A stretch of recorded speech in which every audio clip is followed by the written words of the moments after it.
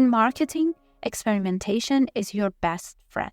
Don't be afraid to try different approaches, whether it's tweaking your ad copy, changing your visuals, or experimenting with new platforms. The key is to track the results and adjust them.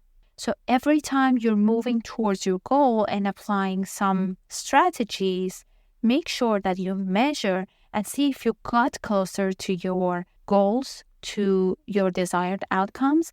And if not, adjust, shift. And that adjustment or shift can be very minimal, a 2 millimeter adjustment. Even small improvements in your messaging can lead to higher engagement and better results over time.